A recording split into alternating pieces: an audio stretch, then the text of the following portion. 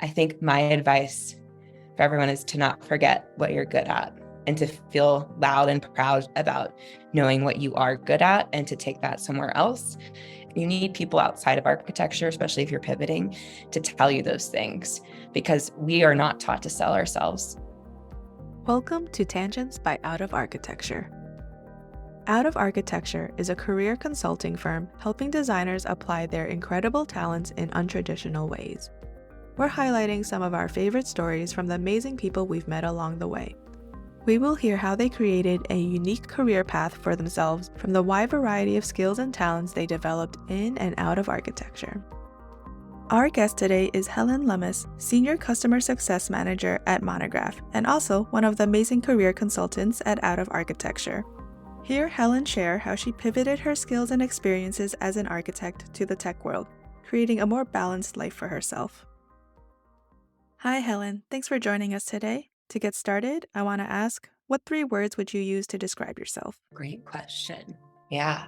I'd say the first one is honest. I really pride myself on being honest. And that's as a friend, like having tough conversations, as a family member, and also in my work. Like I always want to share what I truly think and feel based on hopefully some data points, depending on what it is, or just other things I've seen in life. So I think honest is one of them. I would say friendly is another. I think part of that's coming from the South, and then part of that's coming from my mom. I'm not true Southern, I'm Texan, but I think there's something to be said about the fact that you can learn something from anyone. And to me, that's being friendly, is being open to conversations with anyone and everyone under the sun and being able to find a common ground with them. Something I think is so important and something I try to do, as well as putting people at ease. That's part of what I also think is friendliness. So honest, friendly, and then I would say, I don't want to say not quite thoughtful, but I would say like a thinker. I would say I'm a thinker. I like to read a lot. I like to spend a lot of time daydreaming. I'm a big daydreamer, imagining scenarios and things like that. But I really like to look at things from many different angles before I speak out about something. And I think that empowers me when I have the background, or I feel like I've looked at a problem in all these different ways, to then be outspoken and share my point of view. So I would say, yeah, a thinker. Those are great words, and they actually relate to a lot of ways that architects are described as problem solvers or creative or trying to make better change in the world. And then just to give some background, and maybe you can relate these back to the words where they're relevant, but how did you get started in and out of architecture? Yeah. So I actually am one of those weird people in architecture who didn't grow up wanting to be an architect. I loved art. That was really my thing. I think so many women, I mean, that's not totally fair these days to say, but I was not very good at math. I was actually really bad at math. So even though I was creative, there's that thing when you're younger, but she's creative, she loves art, she's blah, blah, blah, but actually she's bad at math, so she can't be an architect. I found that to be not true when I got into school, but in my younger years, that was definitely, it never came up. I never thought about being an architect. And then when I finished college with a degree in art history, I went and worked for a real estate developer in the UK, and I worked in their design department. And I really fell in love with design and the built environment and being in those spaces and how you can make these like experiences happen. And so then I went back to architecture school. And after architecture school, which I loved, and it was wonderful, I went to Tulane in New Orleans. I did some corporate stuff in the summers. I did some sustainability stuff because I was really inspired by, sustainability. Like I think so many people, they go to architecture, like, I want to make the world a better place. I was really drawn to that. And then I worked in high-end residential, which was my happiest time in architecture. And then I left that for tech.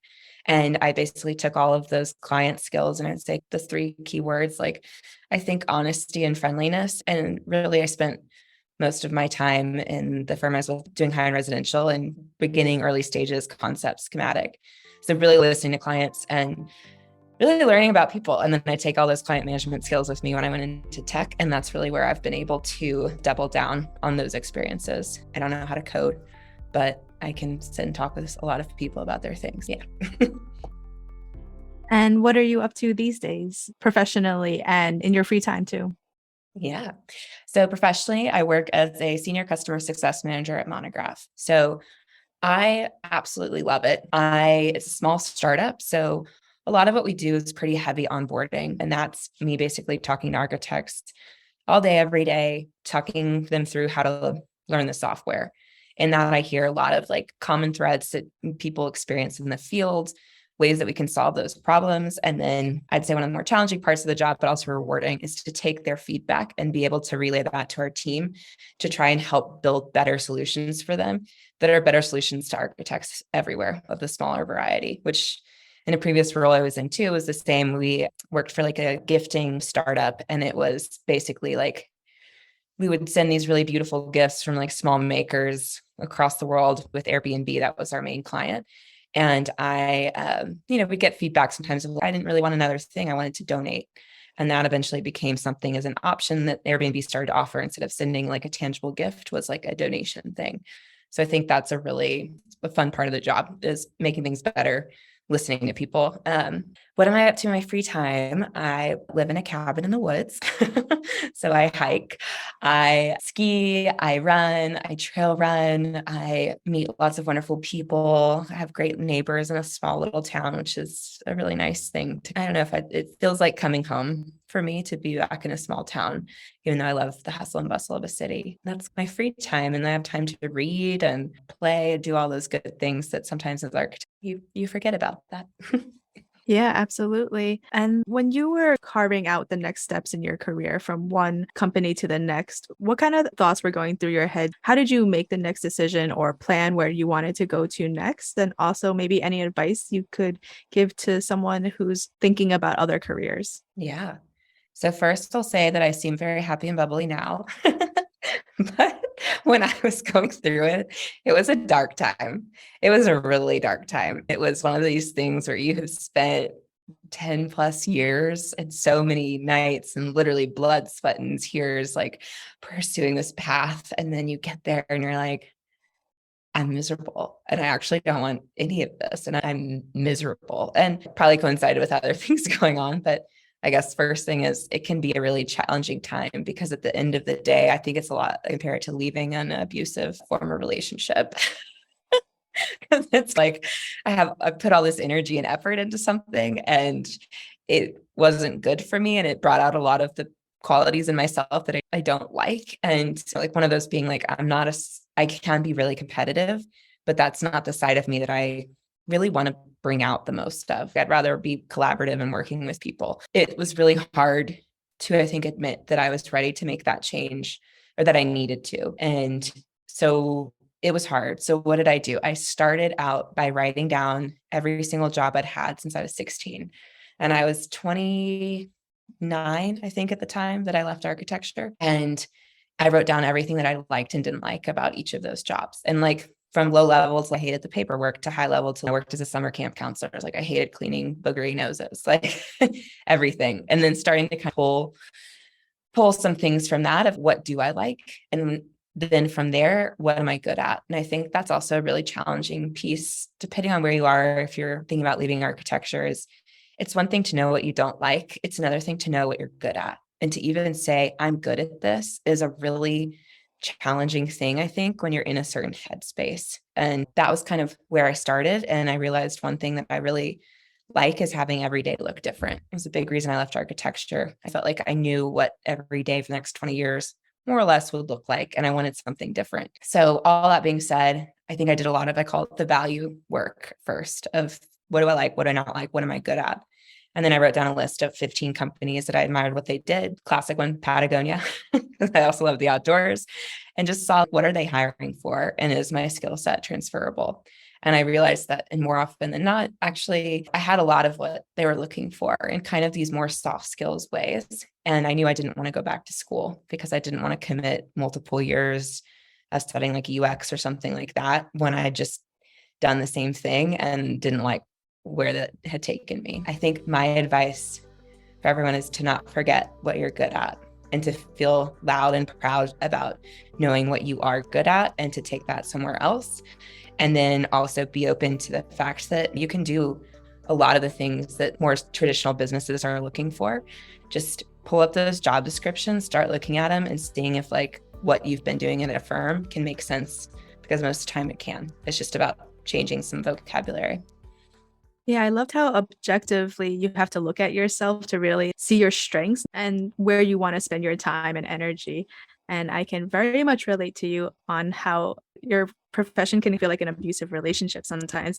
And you might not know until you get out of it to see, oh, that wasn't good for me. Like, I'm a different Yeah. person before and now. Yeah. And I think to just be happy, I think there's such a cult of suffering that can happen in architecture. And it doesn't have to be that way. And that doesn't have to be your life. Yeah.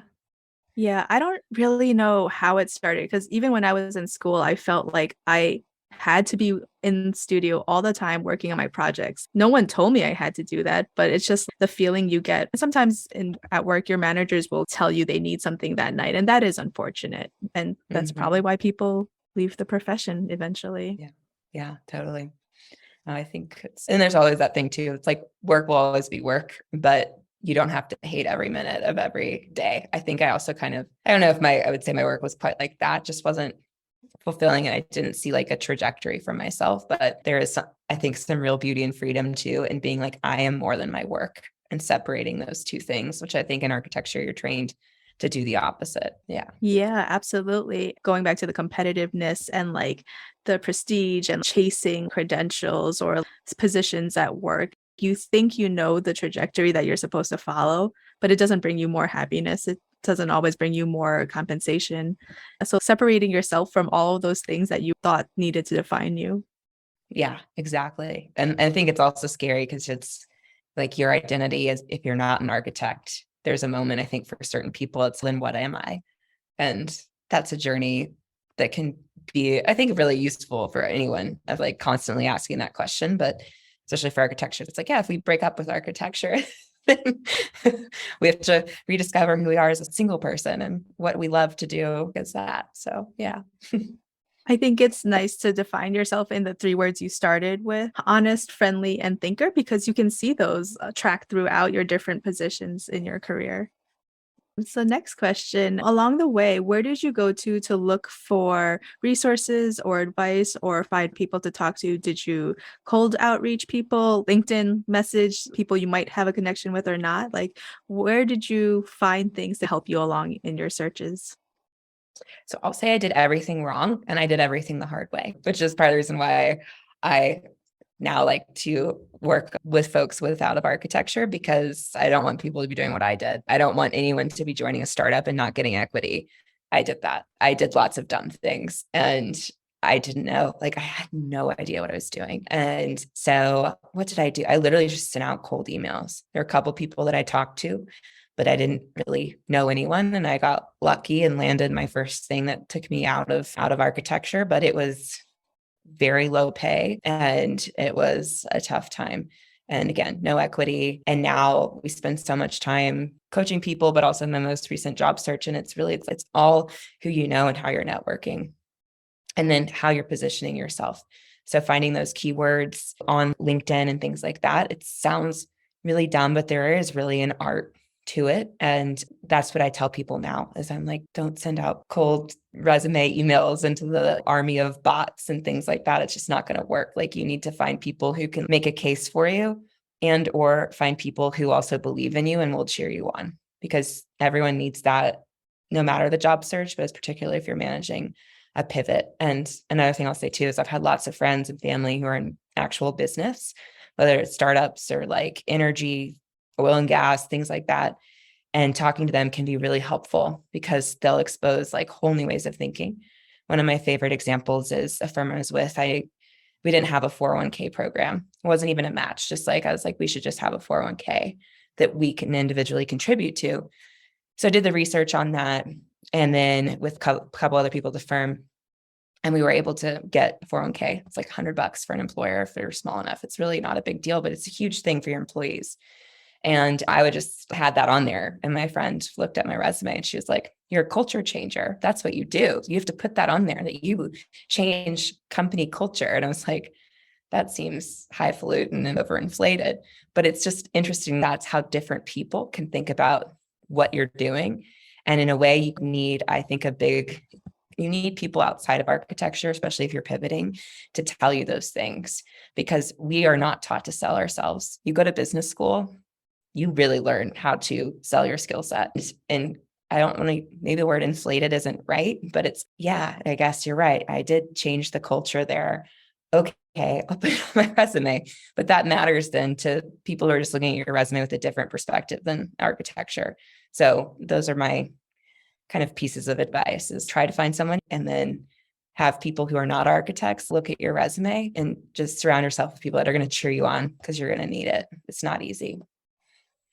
Yeah, absolutely. I have two very good friends from architecture school, and I guess it's very important to have people who can understand where you've been. So, like when you're having a bad day, they're like, "Oh yeah, I've been there. I know what you're going through. Hang in there."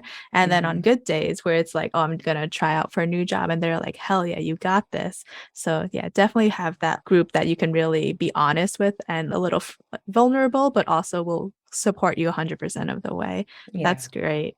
Yeah. I was going to say, call you on your shit, but That too. Yeah. we're about to edit that I out. don't know which way we're going with this. I'm pretty sure we can curse on this podcast. Are there skills that you borrowed from like you've learned on one job and then you found really useful in another, or skills you've developed along the way, like in your toolbox of things you're really good at that you found to be very helpful? Problem solving, problem solving, problem solving. I think for anyone that's in architecture, that's a huge thing why we're there. It's a huge thing in anything you do, I would say, in life, but it's a skill that companies are looking for. It's hard to find. I think some of the challenge too is to always try to be solution oriented.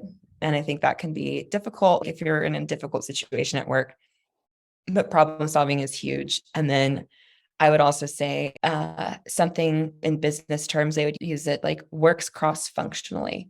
And that means you can work with a bunch of different people, work across teams, recognize like this department, that department, you might have competing priorities, but you both need to get on the same page to a certain level. And I think that cross functional experience is huge. I think you learn that from having good relationships, or like good working relationships. That doesn't mean that they're always rosy, with like your contractors, with your engineers. Like you're working with people who might have different projects that are their priority. Yours is this one. And that kind of empathy and understanding of how it's like to work with other people, and finding that middle ground that you can both, that everyone can be on the same page. And I think that's something, depending on the firm that you might be with, if you are looking to pivot, it's how much are you working with other stakeholders. And that can be huge, because basically you're doing the same thing, whether you're at a startup, whether you're at a big corporate thing. It's all about stakeholder management, setting the right expectations, and being able to say, hey, I know that this person needs this done at this date, and this person needs this one done at this date. So where can we meet in the middle? I think those are two big ones. And then the other one too, I'd say, is just like good communication again and again. Yeah. I was going to say, I've used the answer communication in so many interviews, like for architecture. Like, what do you do when your consultants don't respond, or your client is unhappy, or there's a delay? I'm like, you communicate before and after and make sure everything can keep moving. But everything boils down to communication in the end, and that doesn't change. Yeah. And I also think it's amazing, because there's some great quote about the beauty and the evil in all relationships, communication or something like that. But it's anything in life, whether it's your job or your personal life, it's just communication. Like it's huge. So yeah.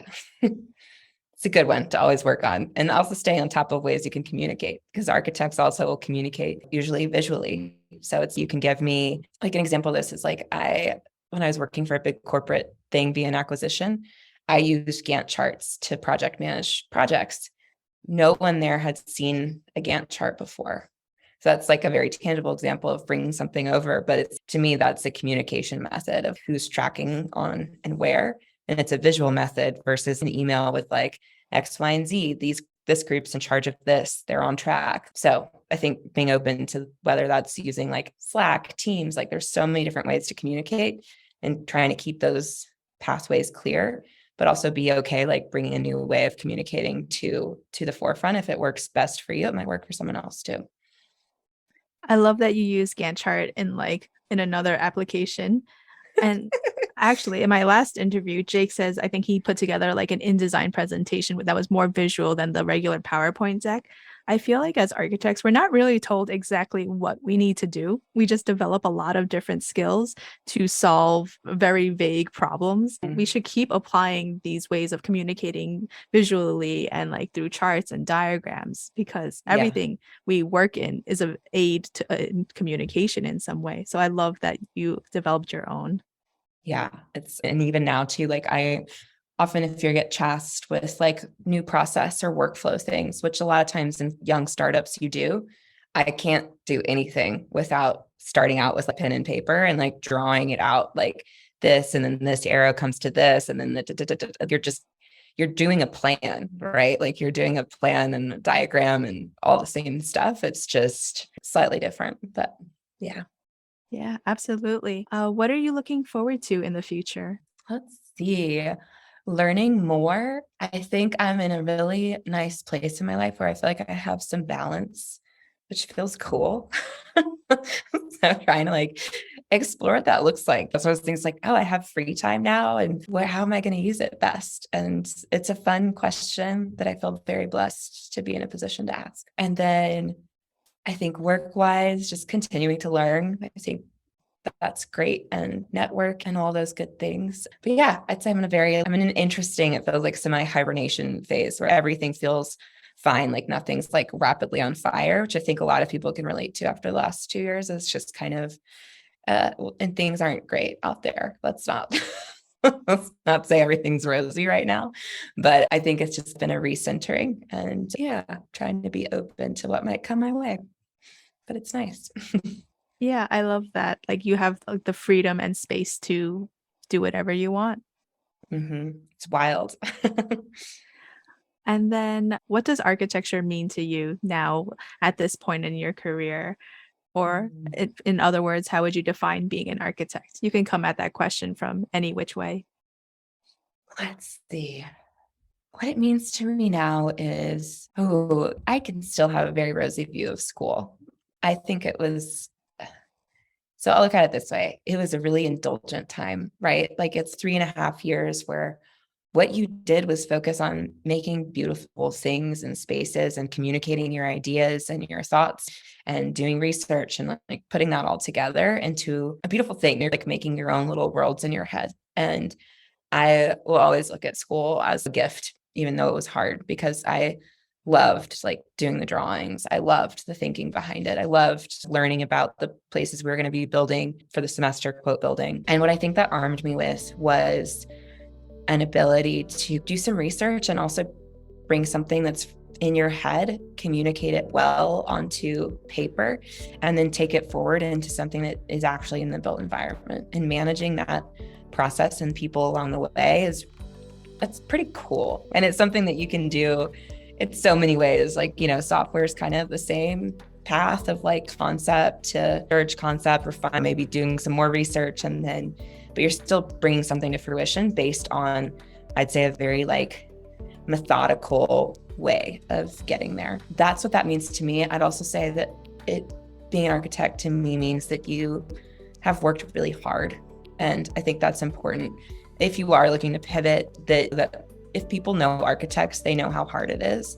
And they know it's a big deal to leave it behind, but they know when they're hiring you that you will work hard. And I think that's something too, like work ethic is really important and can lead to all kinds of bad things as well. So I don't want to put that too high on the pedestal. But to me, I think that's what it brings to me forward, is like that I like the hard work that I did. I know I can be passionate about the work that I'm doing, and that's important. Learning boundaries is good. But then I think being an architect to me is really like, how do I take something from my head, communicate it out, and then make it happen? Yeah, absolutely. That's also actually kind of, you said the reasons that I love architecture too. To one day see the product of what was once only an idea in your head, that gets me every time. Like, I love that part. Yeah, it's so cool. And I think it's a beautiful field. I think that's the other thing too, is I talked about the word like cross-functional. Like you have to know so many little things. Like you're a generalist about so many things in architecture, and you're curious, and like you bring that wherever you go. It doesn't just have to be professional. So yeah. Thank you very much, Helen. I loved everything you had to say, and it makes me smile and inspires me again about the joy of being an architect, which is so easy to lose. It's so easy to lose. It's almost, I think it's easier to have fond memories of it when you're not in it every day, depending on where you're working and how you're working and all those things. But yeah, I still think it's a beautiful field, and I'm thankful for every moment and experience that I had in it, and also what it brings to my life and looking forward. Hey everyone, it's Erin from Out of Architecture. If you find these stories inspiring and are looking for guidance, clarity, or just need someone to talk to about where you are in your career, please know that we offer 30-minute consultations to talk about what may be next for you. If you're interested, head to outofarchitecture.com/scheduling to book some time with us. Hey everyone, it's Jake from Out of Architecture. We love hearing your stories, but we know there's more out there that we've still yet to experience. If you or someone you know would be a good fit for the podcast and has a story about taking their architecture skills beyond the bounds of traditional practice, we'd love to hear it. Send us an email at tangents@outofarchitecture.com. Thanks for listening to our podcast. New episodes every 2 weeks. See you then.